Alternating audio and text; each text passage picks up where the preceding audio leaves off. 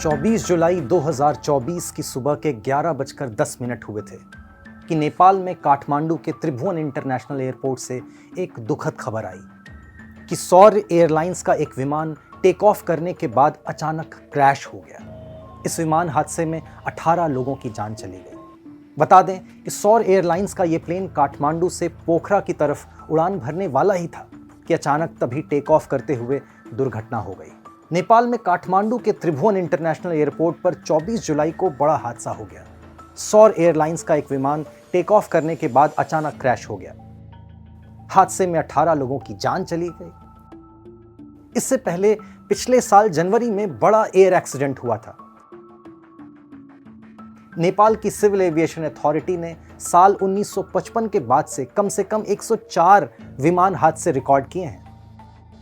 अब ऐसे में सवाल उठता है कि आखिर नेपाल में इतने एयर हादसे हो क्यों रहे हैं। साल 2019 में नेपाल सिविल एविएशन अथॉरिटी ने खुद एक सेफ्टी रिपोर्ट जारी की, जिसमें उन्होंने माना कि देश की भौगोलिक बनावट विमान उड़ाने में दिक्कत करती है। यहाँ का लैंडस्केप काफ़ी खतरनाक है। ऐसा इसलिए क्योंकि पूरी दुनिया में जो 14 सबसे ऊंचे पहाड़ हैं, उनमें से 8 सबसे ऊंचे पहाड़ इसी देश नेपाल में हैं, जिनमें से एक माउंट एवरेस्ट भी है। इस सैलानियों को तो अपनी तरफ आकर्षित करता ही है, लेकिन उतना ही खतरनाक भी है। खासकर फ्लाइट्स के लिए खराब मौसम में यह मुश्किल और बढ़ा देता है। पहाड़ों के बीच बसी जगहों पर जाने के लिए नेपाल एविएशन छोटे हवाई जहाज़ों पर ज़्यादा भरोसा करता है, क्योंकि छोटे जहाज़ों को उड़ान भरने के लिए और लैंडिंग के लिए ज़्यादा जगह की आवश्यकता नहीं होती। हालांकि ये भी मुसीबत का एक कारण ही है। सिविल एविएशन मिनिस्ट्री की माने तो 19 सीटर या इससे कम क्षमता वाले विमानों के जल्दी असंतुलित होने और हादसे का शिकार होने की संभावना काफ़ी ज़्यादा होती है। वहीं आपको बता दें कि दुनिया के सबसे खतरनाक एयरपोर्ट में से एक एयरपोर्ट नेपाल में भी मौजूद है। वो है नेपाल का तेंजिङ हिलेरी रिस्की एयरपोर्ट, जो हिमालय की बर्फीली चोटियों में माउंट एवरेस्ट के पास बना हुआ है, जो कि 9,325 फीट की ऊंचाई पर है।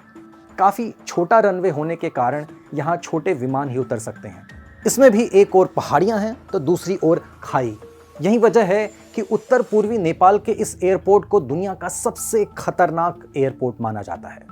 दूसरी ओर नेपाल में चेतावनी के बाद भी लगातार पुराने एयरक्राफ्ट्स का ही इस्तेमाल किया जा रहा है। खराब मौसम के दौरान ये भरोसेमंद नहीं रहते। यही देखते हुए कुछ साल पहले इंटरनेशनल सिविल एविएशन ऑर्गेनाइजेशन ने नेपाल से साझेदारी की ताकि वहां विमान दुर्घटनाओं को रोका जा सके। इसके बाद से सेफ्टी स्टैंडर्ड्स तो बढ़े, लेकिन हादसे नहीं रुके। इसके बाद नेपाल के एयरपोर्ट की सबसे बड़ी समस्या है कॉकपिट नेविगेशन। नेपाल में अभी भी घरेलू उड़ानों के लिए पायलट विजुअल फ्लाइट्स रूल यानी कि VFR का इस्तेमाल करते हैं। इसमें पायलट कॉकपिट से फ्लाइट को बाहर देखते हुए फ्लाइट नेविगेट और कंट्रोल करते हैं। ऐसे में एकदम से मौसम बिगड़ने पर बाहर विजिबिलिटी काफ़ी कम हो जाती है, जिसकी वजह से नेविगेशन, टेक ऑफ और फ्लाइट्स को लैंड कराते समय समस्या आती है। नेपाल जैसे पल पल बदलते मौसम वाले देश में VFR तकनीक काफ़ी खतरनाक है, जिस पर कई बार विवाद भी हो चुका है। इस दुखद हादसे से पूरे नेपाल में शोक की लहर है। हम सभी मृतकों के परिवारों के प्रति अपनी गहरी संवेदनाएं व्यक्त करते हैं और इस कठिन समय में उनके साथ खड़े हैं। हमें आशा है कि नेपाल की सिविल एविएशन अथॉरिटी और अन्य संबंधित विभाग इस तरह के हादसों को रोकने के लिए आवश्यक कदम उठाएंगे और भविष्य में ऐसी घटनाएं न हो, इस पर विचार करेंगे।